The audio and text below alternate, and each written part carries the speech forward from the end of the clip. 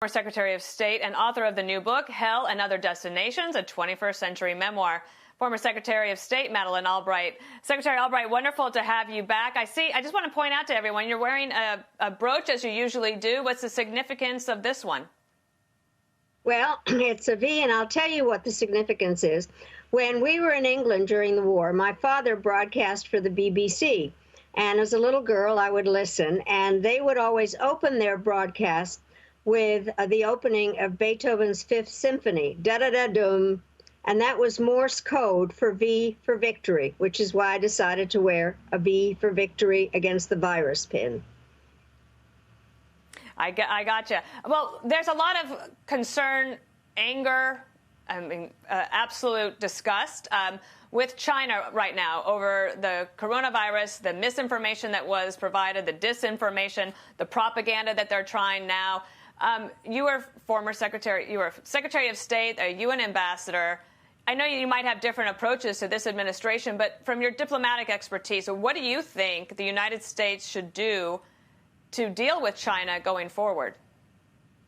Well, first of all, I think that China really does bear responsibility for a lot of the problems at the beginning, not having revealed any information, lack of transparency, and that is something that we have to deal with because I think that it really did harm the whole situation, and them also kind of trying to blame us for some things.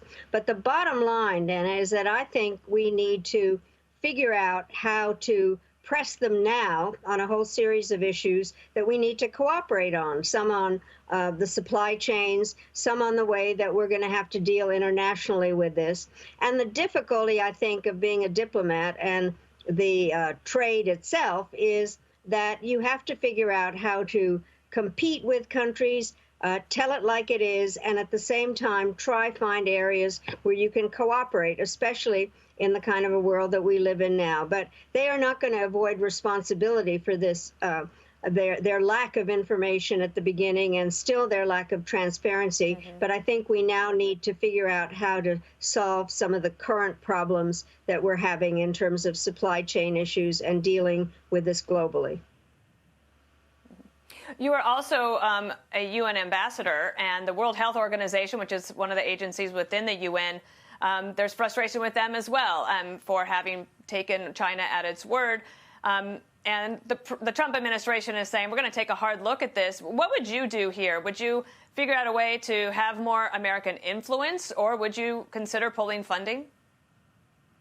Well, I would not consider pulling funding because I know from the difficulties. When I was up at the UN initially, the Bush administration had not paid up some of the peacekeeping operations, and it was very hard as we were trying to get reform to have a voice, because if you are not at the table, you're not able to get the kind of reforms that you need. So I would very much urge that we understand what the WHO stands for, what we need to do. I would not pull us out of it. I think we need to figure out how much we need to pay. But I think it's a real mistake because you have no influence over what you need to do at the UN if you're not at the table, and we wouldn't be at the table. Can I ask you about Iran? Because they have a big outbreak. They're trying to see if they could get out of some of the sanctions that the Trump administration has put on them because of their nuclear weapons program, or nuclear program, I should say. Your thoughts on whether the United States should relax any of that?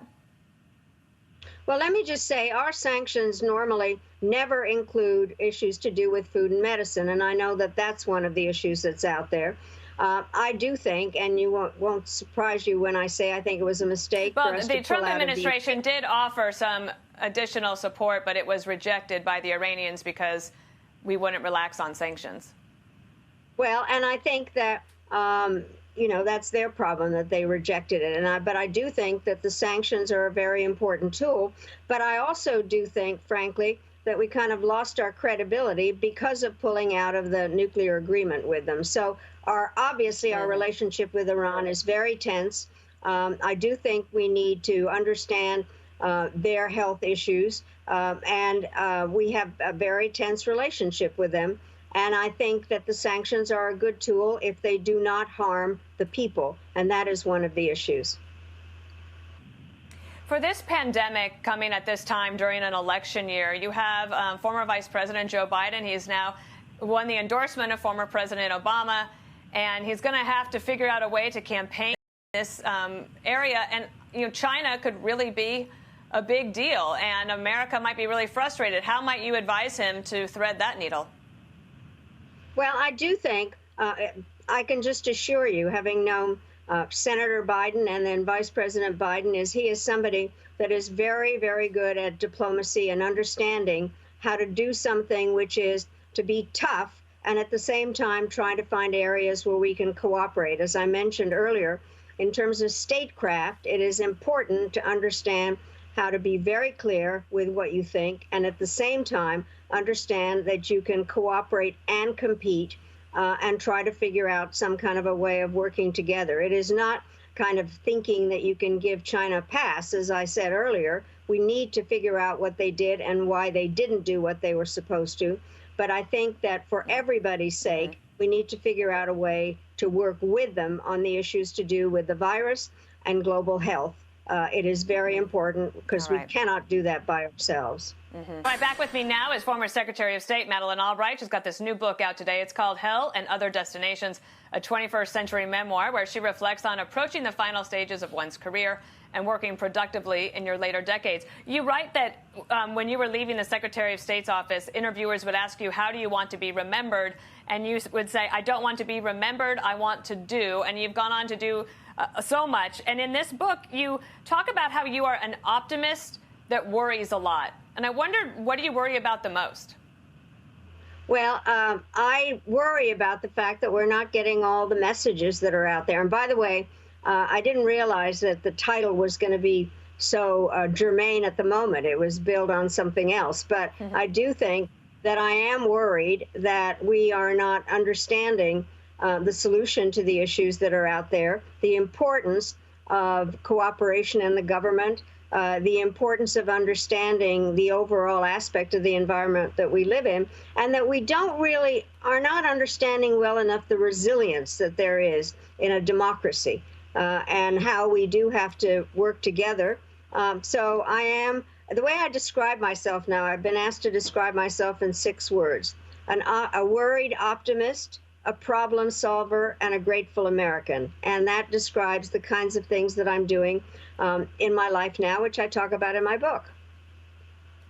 You also talk about how, you said resilience. You talk about how that is a characteristic that has helped you through your life. And I think a lot of people are trying to figure that out now. Like, we're all going through a lot as a country, some of us a lot more than others, people who have lost their job. And resilience, how important is that? It's incredibly important. And one of the things, and I write about this in my book, my parents, I actually am old enough that I was in England during the war, during the Blitz, with my parents. I was a little girl. And they were forced to leave their country, live in pretty much seclusion in a country where they didn't speak the language and had no control, because they had no control over the bombs. The only thing they had control over was their mood. And I think that that's where we are now. We're not in control. We need the resilience to understand that we will get through all this and then figure out the ways that help us solve the problem, to work together. And it's made so much difference in my life. And whatever part of my life, resilience has been a crucial part of bouncing back. You have to bounce back. One last story I wanted you to tell. You got pulled aside after a long overnight flight by British Customs, and they were giving you a hard time, and it was taking a long time to get out of there. Tell me what happened in that line. Well, it was very funny, because there I am on the floor taking everything out of my suitcase. And I never do this, but I finally said, "Excuse me, but do you know who I am?" And the guy looked at me and he said, "No, but we can find a doctor who can help you figure it out." And there was no way to do anything but laugh at that. And so you've got to recognize that there's no point in getting angry. Just laugh. That's right. Well, hopefully he will see your book and realize that, oh, that was that lady. That's who she was. Former Secretary of State, UN Ambassador, diplomat to America, and a proud American. Thank you so much, Madeleine Albright, for being on the show today. Thank you, Dana. Stay well.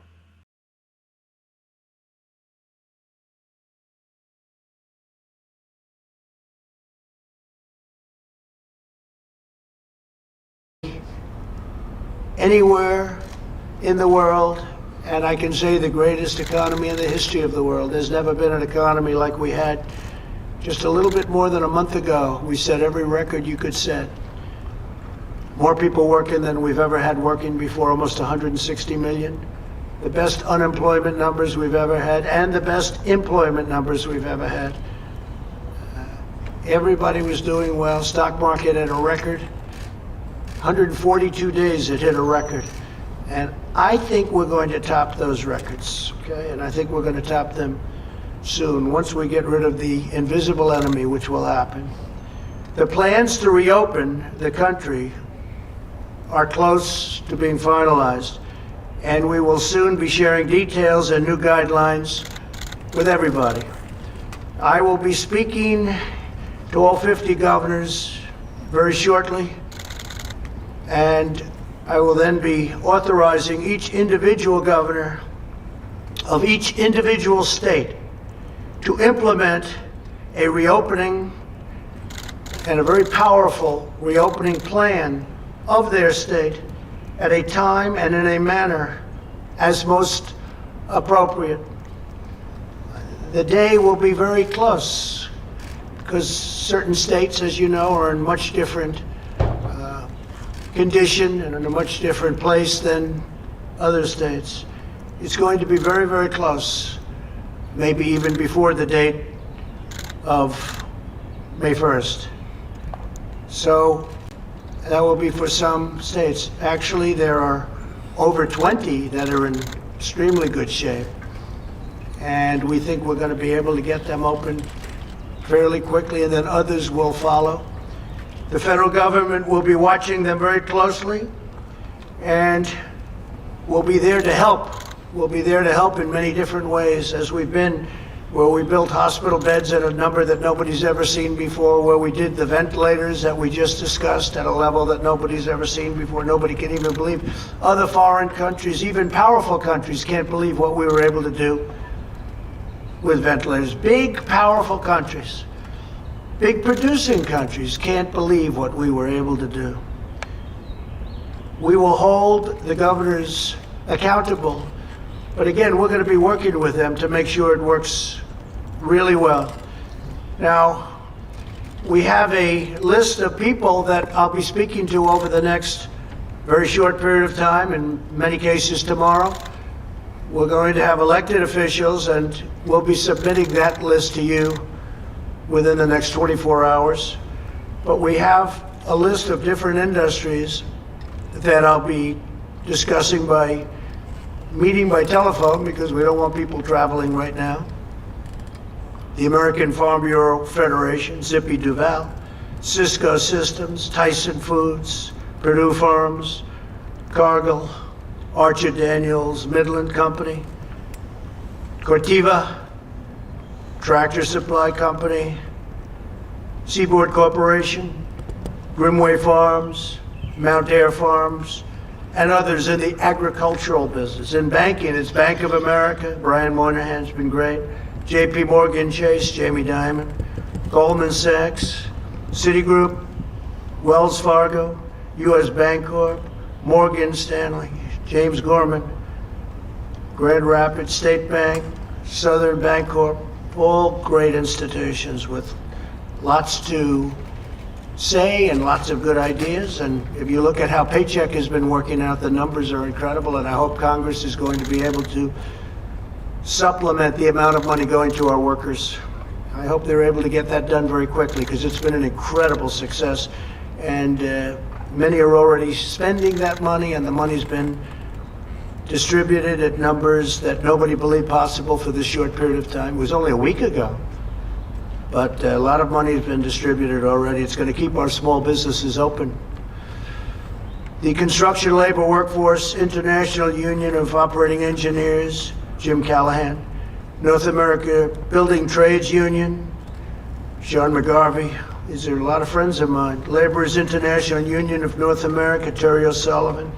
International Brotherhood of Teamsters, James Hoffa.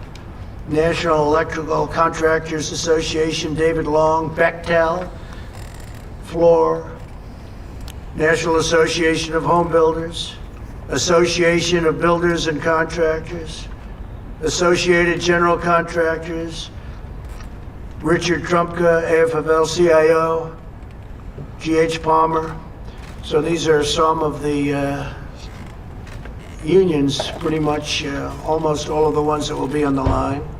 In defense, we have Lockheed Martin, Honeywell, Northrop Grumman. These are all the top of each company, CEOs, chairmen, presidents. Raytheon, General Dynamics. Energy, we had a tremendous success recently with energy. Over the weekend, it finished with tremendous credit going to Russia and Saudi Arabia, and it could be as much as 20 million barrels a day, a cut, so that we can get rid of some of the tremendous excess oil that's been produced because of the fact that the virus just knocked out almost 50% of the business. It's been an amazing achievement. Some people say one of the biggest oil deals ever made, maybe the biggest oil deal ever made, they're saying. I didn't know that, but we were involved in getting that done, and it was very important. We're going to save hundreds of thousands of jobs for our energy industry, Texas and North Dakota, Oklahoma, all of our different energy states. It's great. So we're very happy about it. I want to thank everybody. We had it's called OPEC Plus. That's OPEC Plus, meaning some nations outside of OPEC. And I also want to thank the president of Mexico because he was terrific. He showed great dexterity and flexibility in getting the deal done. We want to thank him very much. On the energy front, we had ExxonMobil, Continental Resources, Chevron, Southern Company, Alabama Power, ConocoPhillips, Occidental Petroleum, Kinder Morgan, Hess Corporation, Perot Group, and a few others, big ones, great ones.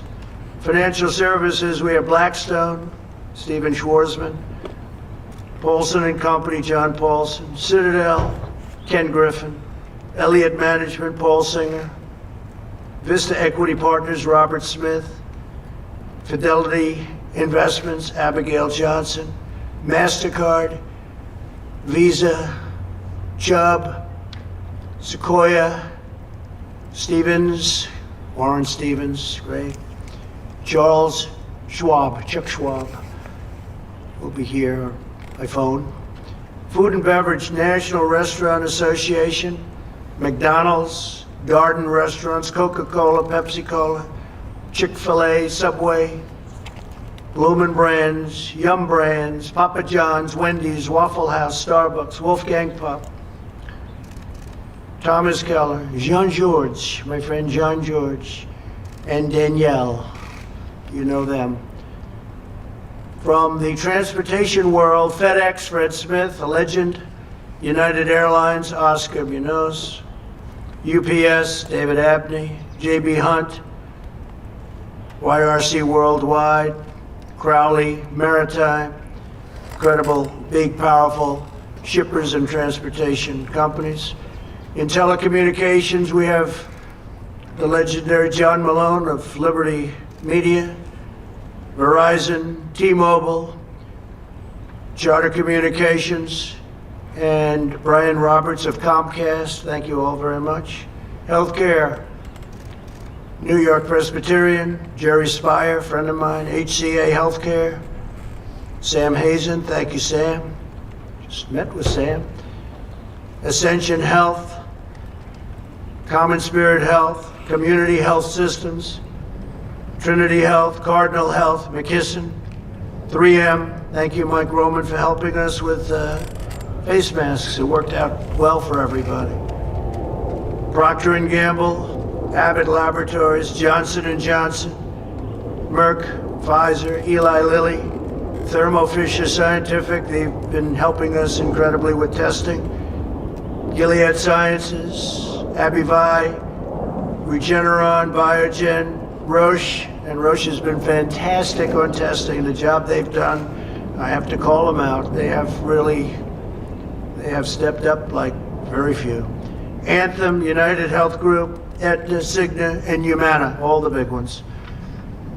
The tech companies, we have the right ones. Apple, we have Tim Cook.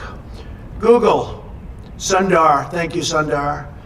Oracle, Larry Ellison, Safra Katz. Salesforce, Mark Bedenoff. SAP, SAP, Jen Morgan. Microsoft, Satya, great job he's done. Thank you, Satya. Facebook, Mark Zuckerberg. IBM, Intel, Qualcomm, Cisco, Advanced Micro Devices, Broadcom. Incredible companies, companies that no other country will catch if they're smart. They have to be smart. But I've dealt with a lot of different countries, and I will say that the respect for Silicon Valley and our tech companies, there's nobody even close to our tech companies. They can't catch them, so they try and buy them. But we sort of put an end to a lot of that. In sports, we want to get our sports back. So importantly, these will be some separate calls. Some will be together by the wait lists, and some will be separate. But we have to get our sports back. I'm tired of watching baseball games that are 14 years old. But I haven't actually had too much time to watch. I would say maybe I watch one batter and then I get back to work. The NBA, Adam Silver.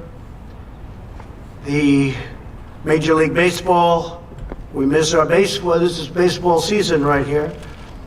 Rob Manfred, thank you very much. NFL, Roger Goodell, thank you, Roger. UFC, Dana White, great Dana White. PGA, Jay Moynihan.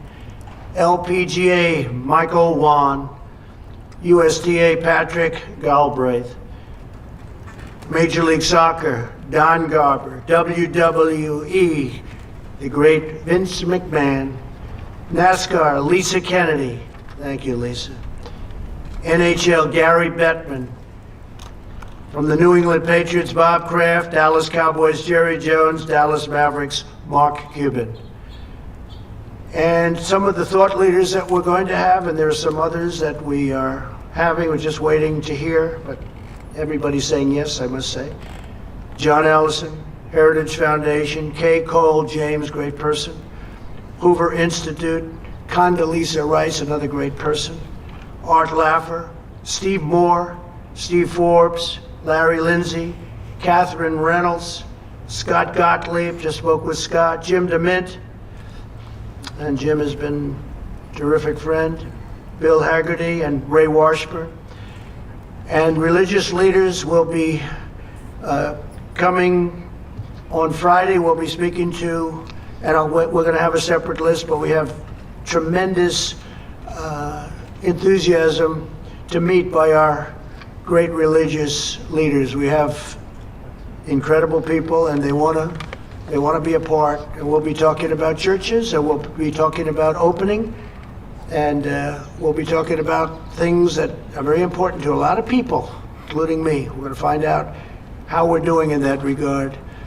So those are the names that we have on our list. They're the names that are I think the best and the smartest, the brightest, and they're going to give us some ideas. But we're all set. As I said, the governors are going to be opening up their states. They're going to declare when. They're going to know when. Some can open very, very shortly, if not almost immediately. We'll give a date, but the date's going to be in the very near future. So we'll get it open. Individual states, when the governors will be held accountable. If they need things, we'll help them get those things, but we want them to do their testing. We want them because they're equipped to do testing. We've created incredible tests, and we've done more testing than anybody's ever done in the world right now. And we had a broken system, and now we have a great system. We have a system where other countries are coming to us and saying, we want to get some of those tests. I want to thank Abbott, because Abbott came up with the first simpler test. The first one was rough. I think it was more of an operation than a test. The first one was for anybody that took it. It was not easy. But now we have a very simple test with Abbott. Now we have saliva. We have lots of other things that are happening, but we have millions of tests. The governors are responsible. They have to take charge. They have to do a great job. And we're going to suggest that they check people through tests or otherwise coming into their states, and they run their states very strong. Eventually, we won't have to do that. Eventually, this will be gone. But for a while, we're going to do it. So they're going to take charge at their borders. They're going to take charge of people coming in, and maybe to an extent, depending on what they work out with a nearby state, maybe also people leaving. And they'll be able to do that very shortly. We'll be announcing a date, but it'll be very short. And frankly, it'll be at a time that will be earlier than the deadline that we imposed, the end of April. So we think that some of the governors will be in really good shape to open up even sooner than that. We'll speak to them, but we're all set. We're counting on the governors to do a great job. Others are going to have to take a longer period of time until they're in a position to say we're ready to go, and that's okay. We understand that. Some of the governors have a very tough situation, but in almost all cases, it's all starting to come down. We're very proud of the job everybody's done. And if you look at the numbers, so the minimum, as portrayed, Deborah's here, Dr. Birx has been fantastic. The minimum was 100,000 deaths, and I hope to be substantially under the minimum, meaning we all hope, Mike, right? We all hope to be substantially under. We did the right thing because otherwise it would have been, the projections are 2 million people. The actual projection was 2.2 million people. And if you cut it in half, that would be 1.1 million people. That's many more. That's double the Civil War. And if you cut that in half, you're talking 500,000 or 600,000 people. That's what we lost in the Civil War. And that's cutting it, cutting it, cutting it. And we're not going to, that would not be acceptable. It would not be acceptable. One life isn't acceptable, but we weren't given that option. So I'm confident that these respected people that I just read from the list will give us some great ideas in addition to what the governors have learned. The governors have learned a lot. I've spoken to governors that at the beginning it was a contentious relationship, and now it's a very friendly relationship and a really great relationship. And I'm proud to say that some of them I think are friends. In some cases they're Democrats, but I think they like me and I actually like them. I'll tell you who they are someday. But we're all getting along and we all want to do the right thing, and I think they're going to do a great job of leading their individual states. It'll be a beautiful thing to watch. They'll go and rely on their mayors and their local town officials. They bring it right down. And Washington shouldn't be doing that. We can't be thinking about a Walmart parking lot that's 2,000 miles away where we're doing testing, but a governor of a state can and a mayor can, and right down the line. So it's going to be, I think it's going to be a terrific system. And if we're unhappy with the state, we're going to let them know we're unhappy. And if they're not doing the job and they can't get the job done, and for some reason things are happening that we're not going to like the numbers are heading in a wrong direction, we'll have to do something that's very serious. We'll have to maybe close them up and start all over again. But I don't think we're going to have to do that. I think the governors are going to come out at a time that, and these will be individual dates, and the governors are going to come out at a time when they're ready. Some can come out very, very shortly. And we look forward to watching that process. I think it's going to be a very beautiful process. Our discussions will focus with the people that we're dealing with on rejuvenating the economy, and always health, always health. Health and life living is number one, but the rejuvenated economy, and I think it's going to go quickly. We'll be utilizing our robust testing capacity for the governors. We'll be giving them what they need if they don't have it themselves. We hope by now they'll be able to have it themselves. We were hoping they would have had it themselves early on, but they weren't.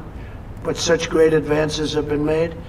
So we'll be dealing with them on that. And they can rely on us very strongly. They're going to be relying on us, I think, for some help. And we're there, whether it's building hospital beds, which I don't think they're going to need. You look at Javits Center, a great, great job that the Army Corps of Engineers did. FEMA got involved. We actually ended up sending our medical people. That was not a COVID-19 center, and they asked, could you do that? And then even after we did that, it was not used very much, meaning they didn't have to use it nearly to the extent that they thought when they conceived it. It wasn't that they made a mistake. Nobody made a mistake. We built it. I'd rather have too much than too little. Err on the side of caution. And it's really incredible what they did, including the two ships, the two great ships. And I just want to thank a lot of really great people, a lot of great politicians. And again, we're going to be announcing the political list tomorrow. And on there, we're going to have a lot of senators, and we're going to be having a meeting with the governors, probably on Thursday, a meeting by teleconference, and a lot of things will be discussed, and some of the details will be discussed. But we want them to do an incredible job of running their states. I think they'll do an incredible job, too. After having gotten to know so many of them, I think each one of them will do an incredible job. And again, the federal government is there. We have ventilators if they need them. We have beds if they need them. We have hospitals if they need them. We have a testing capacity that's now second to none, where, again, other countries are calling us. Countries that you thought were doing well are calling us for help on testing. So we're there to help. And with that, if you have a few questions, we'll take them. And if not, that would be okay, too. Yeah, go ahead, please, Jeff. Mr. President, two questions. First, on your announcement about the WHO, I understand your grievances with them. Yeah. Can you address why it is the correct time to do this now in the middle of the Well, we're going to be dealing with countries, and we're going to be dealing with leaders of different parts of the world. We spend $500 million a year. We have for many years, far more than anybody else, including China. And I mean, look, I read off a long list of problems that we have, and we've had problems with them for years. It doesn't matter. We're looking at a term of 60 to 90 days. We're doing a very thorough investigation right now as we speak. But this should have been done by previous administrations a long time ago. And when you look at the mistakes that were made, all of the mistakes that were made, it's just something we have to look at. And it is very China-centric. I told that to President Xi. I said the World Health Organization is very China-centric, meaning whatever it is, China was always right. You can't do that. You can't do that. Not right. And we spend, and again, it's not a question of money, but when we're spending $500 million and China's spending 38 million, 34 million, 40 million, 42 million in a case, it's, again, not money, but it's not right. So we'll see. This is an evaluation period, but in the meantime, we're putting a hold on all funds going to World Health. We will be able to take that money and channel it to the areas that most need it. And that's another way of doing it, but we have not been treated properly. Mr. President, you mentioned that you're going to be speaking with all the governors Yes. tomorrow. Make recommendations. On probably Thursday. On Thursday.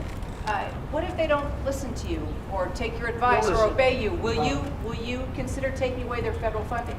I don't want to say that. They'll listen. They'll be fine. I think we're going to have a good relationship. They need the federal government, not only for funding, and I'm not saying take it away, but they need it for advice. They'll need maybe equipment that we have. We have a tremendous stockpile that we're in the process of completing. We're in a very good position. Again, the cupboard was bare when I got here.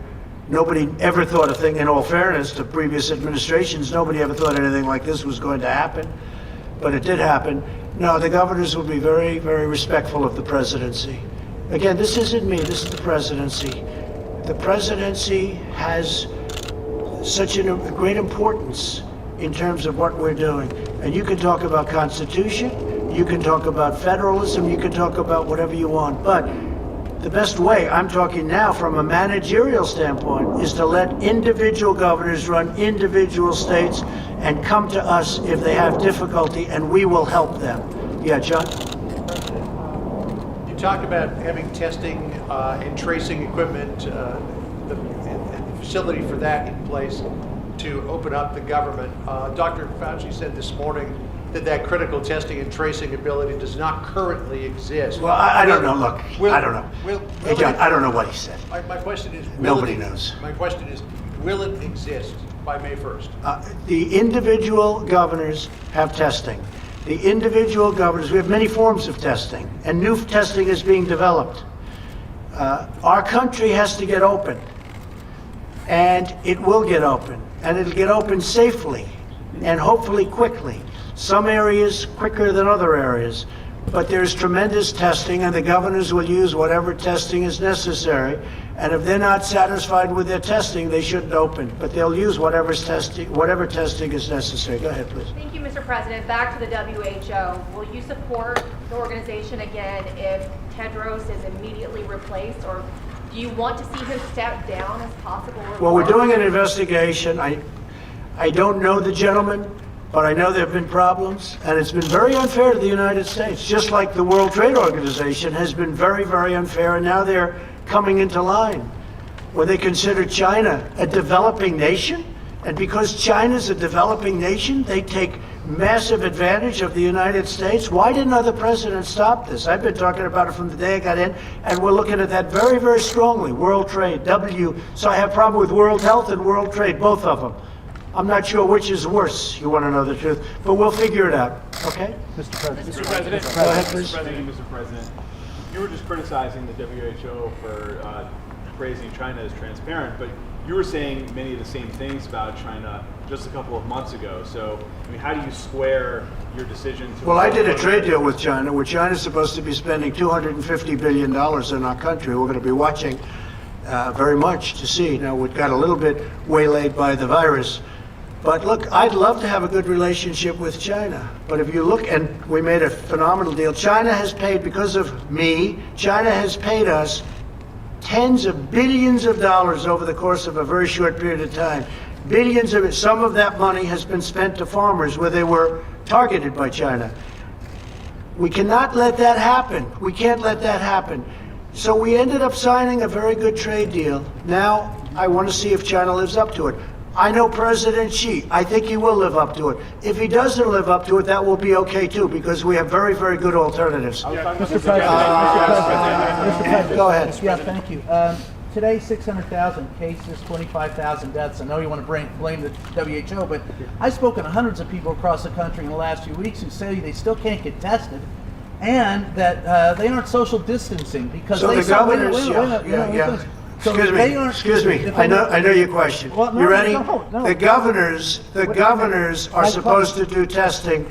It's up to the governors. Go ahead. That's not the Please. question. Wait a minute, Mr. Go ahead, President, please. that's not the question. Quiet. The question, Quiet. Mr. President, Quiet. the question is, they say that they are not, that they are following your lead, that they are not social The distancing. governors are doing the testing. It's Question now is not not- up, and it hasn't been up to the Question federal isn't government. about Go ahead. testing. Mr. President, The question is about social distancing, sir. The question I is. told them when they put this guy here, it's nothing but trouble. He's a I'm just trying to showboat. ask a question. If you I'm keep just talking, trying to ask a I'll question. leave, and you can have it out with the rest of these people. I'm just trying to If you ask you a keep talking, question. I'm going to leave, and you can have it out with them. It's a simple question. Just a loudmouth. Go ahead. If you could kind of clarify, are you basically lifting your slow the spread before the No. May 1 deadline? No, I'm not at all. And No. then how many The states- governors are going to be running their individual states. Some of them will say, no, I can't open now. And some of them may last longer than we even would think.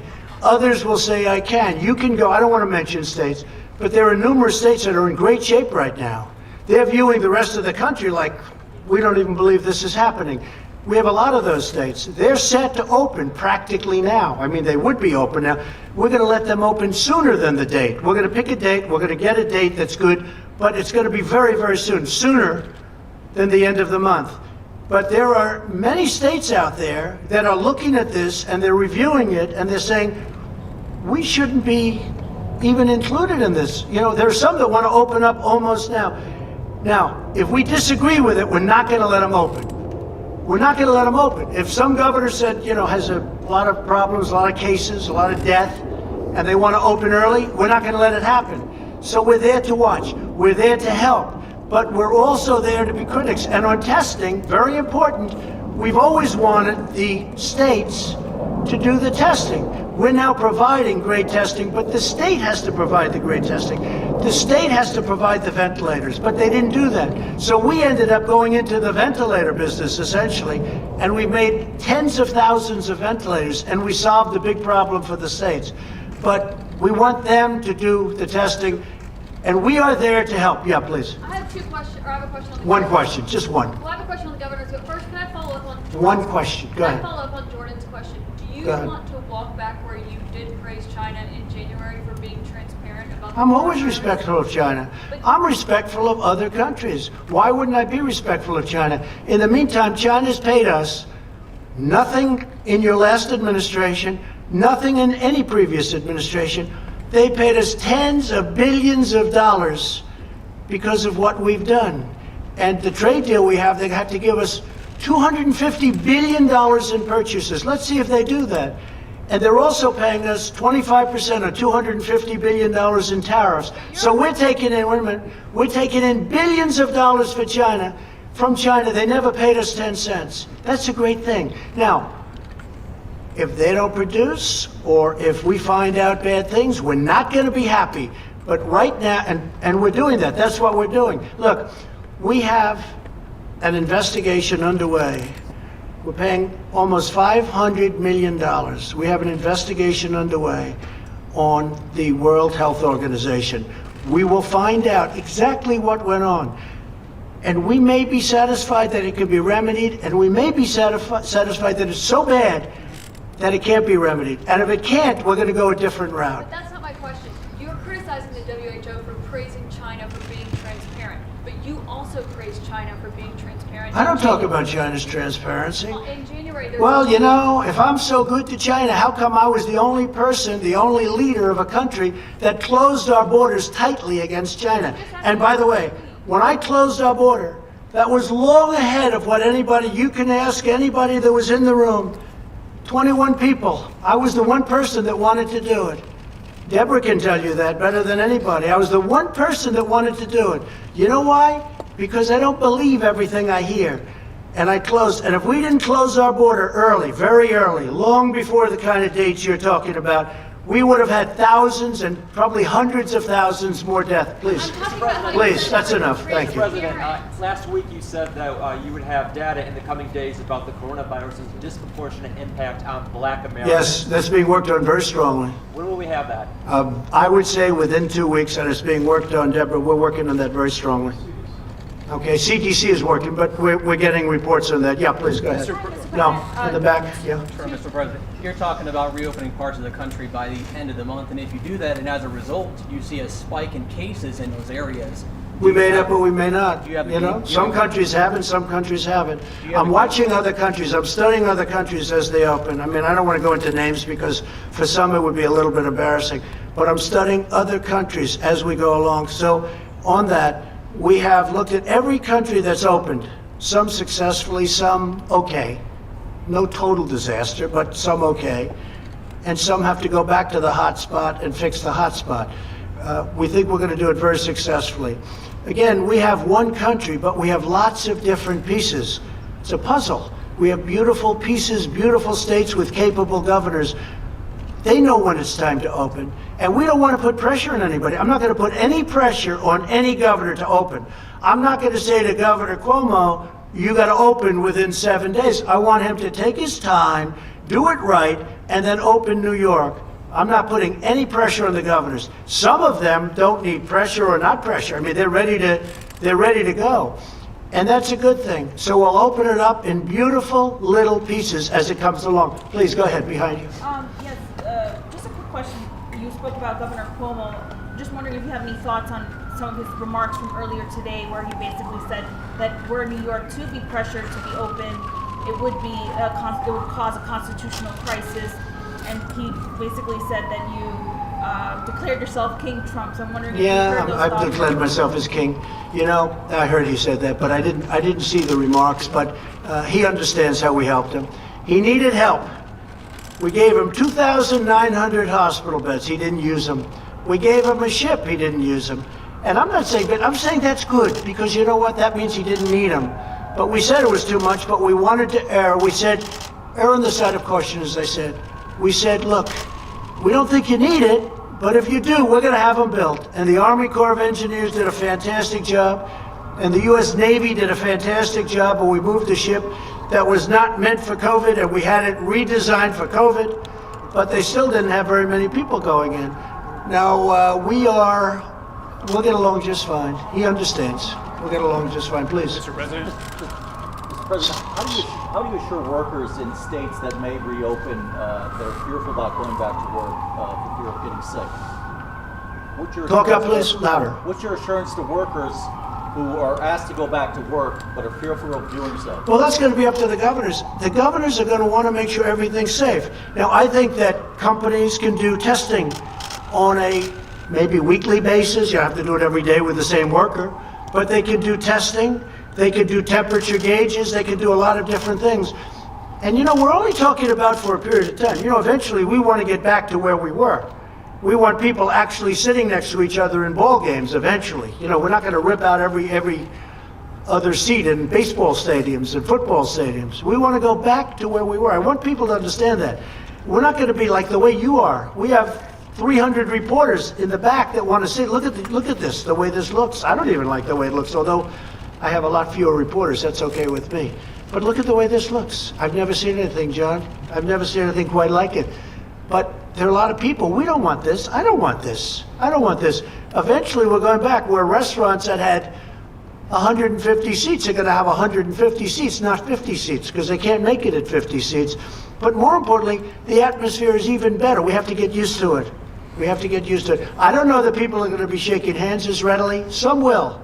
I said to some of the hospital people today, so will people be shaking hands again? And I must say, I was a little surprised. Most of them said probably, because there is some kind of a thing to it. I was never a big handshaker, but when I ran for politics, I said, I think I better start shaking people's hands. Go ahead, John. Mr. President, a couple of financial questions, if I could. Larry Kudlow said this morning that at the current run rate, the Paycheck Protection money will run out very soon. The plan to re-up it is stalled in Congress. What can you do as president to try to move that forward? Well, we're trying to get it done. The problem is the Democrats want to put all sorts of things. Last time they put Kennedy Center, and I hated putting Kennedy Center, and I have great respect for Kennedy Center. But I hated putting it in the bill because it's just not appropriate, right? But they wanted it in for whatever reason. They had their own political reason. And John, I said, watch the way that blows up, and it blew up. I think it blew up in their face. We want to take care of our workers. We'll worry about other things and other pet projects of Democrats and also Republicans later. But it's been a tremendously successful program. I think you see it. The banks have stepped up, hundreds of thousands of loan applications approved. Money is going out. It's been a tremendous program. Really, it's been. And obviously, it was at a point where we're almost, the money will be expired, and we could use a refill for the workers. We want to be able to make sure that small businesses stay open, John, and I think that'll happen. Yeah, go ahead, please. Thank you, Mr. President. Today, California's governor set out a list of 6 criteria for reopening the economy there. Did he consult with you on that? And also, you said earlier that there were as many as 20 states that could reopen their economies as early as May 1st. Could you list some of them? No, I didn't say all of them by May 1st, but there are 20 states. Actually, I was given a number. 29 states are in very, very good shape.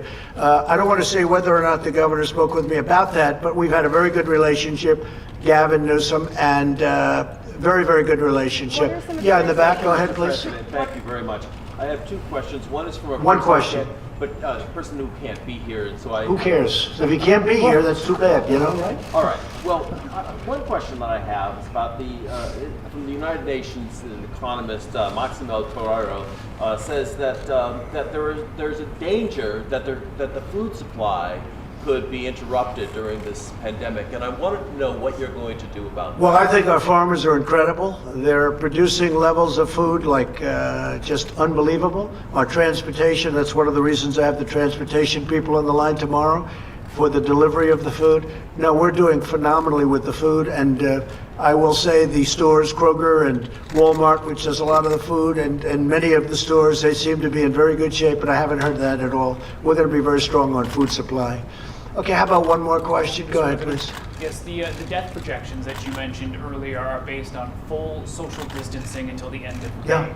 So if you ease up on these guidelines now, how many more Americans do you think Well, are I'm not easing up. First of all, we'll have guidelines, even for the states that open, and there'll be guidelines. but we will not have any problem with that. Your question's a very interesting question, but the states that are opening are not states which will have a problem with that. Plus, they will have to adhere to guidelines until a certain point into the future when the enemy is vanquished. But the reason they don't have a problem now is because of social distancing. So if you No, ease the reason they don't guidelines- have is partially, and some of that will stay in effect. Much of it will stay in effect for a period of time. But the reason also is they're different kinds of states. They have lots of room. They have fewer people, and they have lots of room. And that's one of the primary reasons.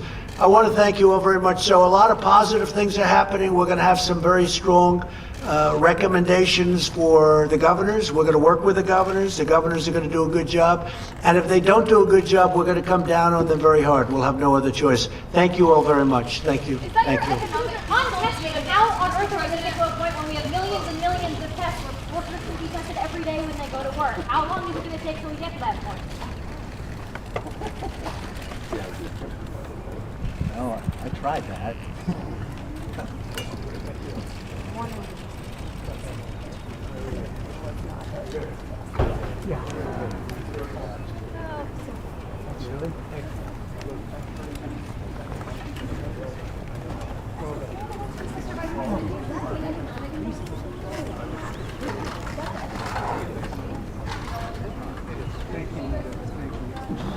My voice.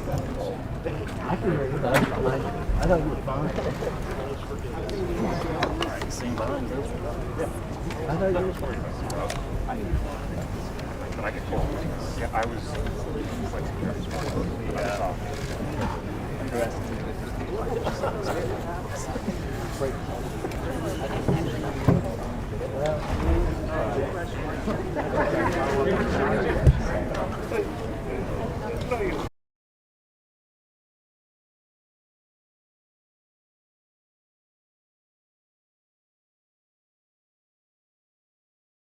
We're going to try and get her momentarily here. But the president, as you'll recall, yesterday was questioned about this legal claim that he made, that he had the authority with respect to reopening the United States, the economy, and he claimed that he had that power as president of the United States. Now, constitutional scholars have weighed in and said that is absolutely not the case, according to the Constitution, that in fact, that power with respect to opening up and making those kinds of guidelines and those mandates lies with the states, with the governors themselves, and with the leaders of local municipalities. So today what we heard from the president was a modification of his position. He said, quote, "The plans to reopen the country are close to being finalized." He said, "I'll be speaking to all 50 governors shortly, and I'll authorize each individual governor of each individual state to implement a reopening and a very powerful reopening plan